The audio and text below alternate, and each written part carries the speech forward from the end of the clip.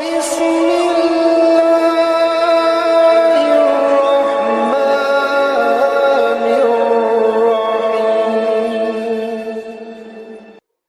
di saf pertama sudah bertahun-tahun menjaga. Dia cinta saf pertama. Jangankan saf pertama saja dia cinta.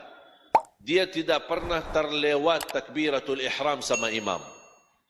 Sebagaimana di hadis yang diriwayatkan Imam Tirmizi, "Man shalla 40 yawman la tafutu takbiratul ihram kutibat lahu bara'atan."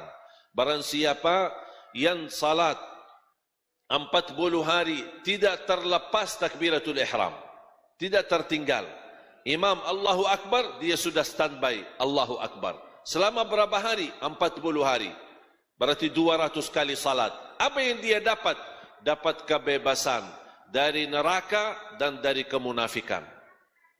Dan hal ini orang munafik tidak bisa. Makanya saya suruh mendorong jamaah, kalau mau tahu dirinya mukmin atau munafik, kira-kira gimana posisinya salat. Khususnya takbiratul ihram. Suka dijaga atau tidak apa-apa sering masbuk? Beda. Yang sering masbuk beda sama orang yang datang lebih awal. Tak mungkin sama di sisi Allah. Wallahi beda. Allah Maha Adil. Semua masuk surga insya Allah kita bersama-sama. Itu karena karunia dan rahmat dari Allah. Tapi di dalam surga, tingkatan dalam surga itu masing-masing tergantung amal.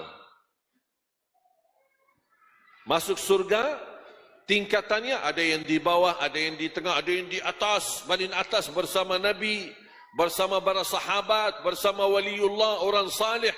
Tidak mungkin sama, itu tergantung amalannya.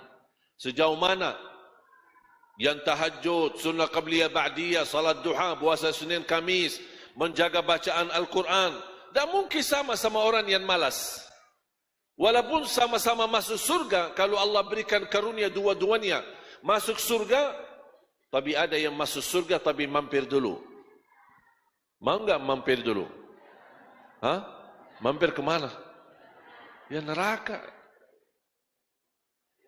La haula wala quwwata illa billah. Jadi bapa itu menjaga saf pertama, tidak pernah melepas. Bertahun-tahun terdengar sampai ke kuping dia. Subhanallah, bapa itu luar biasa. Kami kenal sudah lama. Dia masih bertahan, kuat. Saf pertama selalu, tidak pernah telat. Kalau dia tidak ada di saf pertama, pasti dia lagi sakit atau keluar kota. Dia mendengar di kupingnya, merasa tidak enak. Perasaannya tidak enak. Mulai dipuji sama orang. Lingkungan, jamaahnya masjid. Besok-besok, pas waktu salat, dicari sama jemaah. Bapak di mana Bapak? Kok tidak ada? Pas habis salam, selesai salat, lihat ke belakang, Bapak ada di belakang. Kok Bapak kenapa ke belakang? Tidak enak. Perasaannya tidak enak, selama ini saya jaga lillahi ta'ala, malah orang-orang puji saya. Akhirnya saya mundur ke belakang, itu riya. Itu riya. Karena dia menamalkan awalnya karena siapa? Dia saf pertama lillahi ta'ala, dia tidak harap dipuji. Walaupun dipuji, dia tidak peduli. Walaupun dipuji, dia tidak, tetap komitmen, tetap istiqamah, menamalkan, hanya menjaga hati dan menjaga perasaannya supaya tetap lillahi ta'ala. Makanya ulama berkata jaga ikhlas di awal amal, di pertengahan amal dan di akhir amal. Mungkin dimulai di awali dengan baik, di pertengahan, namanya manusia, ada ujian, ada bangga diri, ada hal-hal yang bisa merusak ikhlas kita. Hati-hati kita jaga. Nanti saya kasih doanya, bagaimana supaya Allah lindungi kita dari sifat riya dan terjaga ikhlas kita lillahi ta'ala. Jadi ketika bapa mundur di saf belakang karena dipuji, dia meninggalkan kebaikan. Kan saf pertama sesuatu kebaikan. Dia mundur ke belakang, mundur dan dia tinggalkan kebaikan tersebut, itu namanya riya. Terus kalau ada orang saya mau di saf pertama. Tapi Allah tahu niatnya, dia melakukan ini supaya mau jadi ketua masjid. Allah, anak mau. Lihat ini, saya fantas jadi ini imam. Saya fantas yang jadi di depan. Karena saya alhamdulillah bertahun-tahun saya selalu di saf pertama. Nah, Allah tahu niatnya. Kita kan dah tahu. Kita tidak boleh hukum orang niatnya. Tapi saya hanya menjelaskan hukum. Karena dia dari awal niatnya beda, berarti dia melakukan karena manusia ingin dapat dudukan, ingin dapat dipuji. Berarti selama dia mengamalkan bukan riak lagi, tapi dia berbuatan syirik. Karena ibadah semestinya karena Allah, tapi dia jadikan ibadah karena manusia. Terus ikhlas apa? Selamat dari dua-duanya. Amalkan lillahi ta'ala dan dijaga istiqamah. Itu aja. Bukan karena manusia, dan saya tidak mau tinggalkan kebaikan karena manusia. Kalau bahasa sederhana, orang yang ikhlas sama saja di hatinya. Dipuji, tidak dipuji, disukai, disenangi, tidak disenangi, tidak dihina, dicaci maki, sama aja. Kalau dia dipuji,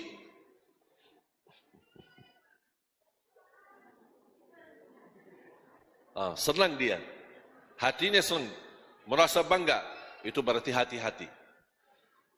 Kalau pas dihina, dicaci maki, tersinggung, keras, sakit hatinya, oh hati-hati. Berarti dia sensitif, jauh dari ikhlas. Kalau orang yang ikhlas, tidak peduli. Tidak peduli. Yang hanya dia pedulikan adalah Allah senang. Kalau Allah senang, aku tidak peduli. Makanya ketika ada orang bertanya kemarin, aku suka berbuat kebaikan. Tapi kenapa teman-teman saya menilai perbuatan saya salah? Saya menjawab, kenapa kamu pusing? Sekarang kamu berkata, saya lakukan kebaikan lillahi ta'ala. Dinilai sama orang lain, nilai yang buruk. Atau buruk sangka. Urusan kamu apa? Kenapa kamu pusing fikirin dia? Kalau dia berburuk sangka, tidak usah peduli.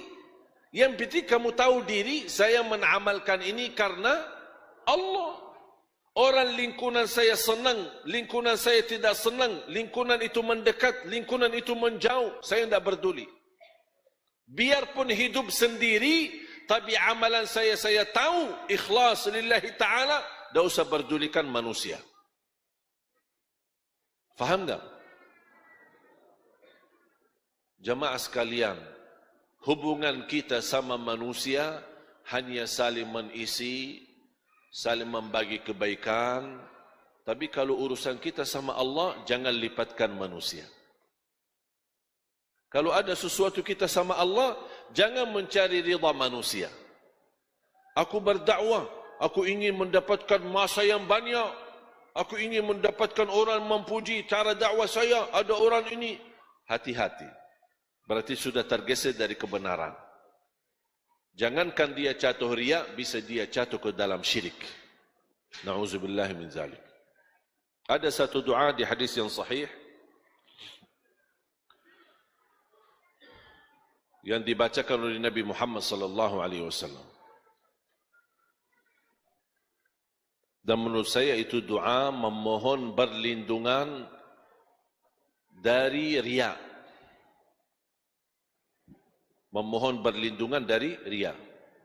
Allahumma inni a'udzu bika an usyrika bika syai'an wa ana a'lam wa astaghfiruka lima la a'lam. Allahumma, coba sama-sama. Allahumma inni a'udzu bika an usyrika bika syai'an wa ana a'lam wa astaghfiruka lima la a'lam. Ya Allah, aku berlindung kepadamu dari segala perbuatan syirik yang saya tahu, dan aku istighfar dan memohon ampun dari perbuatan yang saya tidak tahu. Yang dimaksud apa? Berlindung kepada Allah dari perbuatan yang bisa menjatuhkan saya dengan sengaja kepada syirik, atau bisa menjatuhkan saya tidak sengaja dengan syirik. Aku berlindung kepada Allah dari perbuatan syirik yang sengaja atau tidak sengaja. Apalagi hal-hal yang tidak sengaja. Kalau yang sengaja, insyaAllah kita memohon berlindungan. Dan insyaAllah kita orang mukmin tidak mau sengaja-sengaja dengan sungguh-sungguh kita melakukan syirik. Tidak ada orang mukmin sengaja melakukan syirik. Tapi kita memohon berlindungan. Tapi yang sering terjadi adalah sering kita jatuh dalam syirik, jatuh dalam riya, tapi kita tidak tahu, tidak sadar itu riya. Kita tidak sadar itu syirik. Makanya kita memohon istighfar. Wa astaghfiruka lima la a'lam. Memohon berlindungan Allah Subhanahu wa ta'ala dari perbuatan yang salah, atau salah niat, atau salah berbuat. Allahumma inni a'udzu bika an usyrika bika syai'an wa ana a'lam wa astaghfiruka lima la a'lam. Bisa sebenarnya cari di Google doa berlindungan dari syirik. InsyaAllah keluar hadisnya, riwayatnya. Mudah-mudahan bermanfaat. Doa ya muqallibal qulub tsabbit qalbi ala dinik. Yang membola-balik hati, tetapkan hatiku atas agamamu. Ini doa termasuk sangat bagus. Rasulullah SAW sering membaca dan dijaga di dalam salatnya, di dalam sujud. Dan doa dalam sujud kapan saja boleh. Sujud pertama, sujud kedua, sujud rakaat pertama, sujud rakaat kedua, sampai sujud terakhir, semuanya boleh. Selama bersujud, bebas berdoa. Tapi kenapa kebanyakan dia doa di sujud terakhir? Mungkin dia khawatir kalau sering doa di setiap sujud, nanti dia salah hitung rakaatnya. Ada orang, pas dia bangun dari sujud karena panjang sujudnya, dia berdiri, aku di rakaat berapa ya? Nah, lupa. Makanya ada usulan dari ulama, jadikan doanya di sujud terakhir, supaya tahu habis itu, mau sudah langsung tahiyat dan salam. Tapi boleh enggak saya setiap sujud doa? Boleh. Rasulullah SAW bersabda, aqrab ma yakunul abdu ila rabbi wa huwa sajid. Sebagaimana hadis yang sahih, dekat posisi seorang hamba di sisi Allah, dekat sama Allah ketika dia dalam keadaan sujud. Fa'akthiru minad du'a, berbanyalah doa. Dan saya dorong jamaah untuk berbanyak doa dalam bahasa Arab. Tapi boleh enggak dalam bahasa Indonesia? Boleh. Dalam sujud boleh dalam bahasa Indonesia. Kalau kita tidak mampu menghafal doa yang berbahasa Arab. Karena inti daripada doa adalah menggunakan bahasa yang kita fahami. Kalau saya mengerti, misal, ya muqallibal qulub, tsabbit qalbi ala dinik. Ini kan sudah banyak orang tahu. Berarti boleh pakai bahasa Arab karena sudah tahu maknanya. Contoh, Rabbana atina fid dunya hasanah wa fil akhirati hasanah wa qina adzaban nar. Ini kan bahasa Arab. Faham enggak artinya? Faham. Berarti boleh gunakan dalam sujud. Allahumma ighfir li wa liwalidayya warhamhuma kama rabbayani shaghira. Ini bahasa Arab, tapi saya sudah faham. Berarti boleh digunakan dalam sujud. Tapi ada hajat-hajat, ada curhat, ada ingin mengungkapkan sesuatu, ada masalah yang kita hadapi, tidak faham doa bahasa Arab sesuai hajat kita. Boleh enggak saya gunakan bahasa Indonesia? boleh gunakan bahasa Indonesia. Yang jelas, yang tidak boleh mengganti bahasa adalah tuntunan salatnya. Misal, Al-Fatihah, Subhana Rabbiyal Azim dalam ruku', Subhana Rabbiyal A'la dalam sujud, kemudian tahiyat, tidak boleh diganti bahasa. Tapi kalau sudah tunaikan kewajibannya tersebut, selebihnya anda bebas. Tapi saya lebih cenderung kepada doa berbahasa Arab. Kalau memang hafal dan bisa, boleh.